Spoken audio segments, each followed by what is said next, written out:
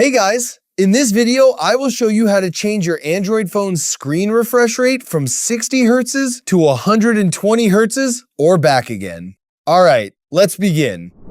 First, open the Settings app on your Android phone, scroll down and tap Display. Depending on your phone's brand and Android version, you'll either see an option called Refresh Rate or Motion Smoothness.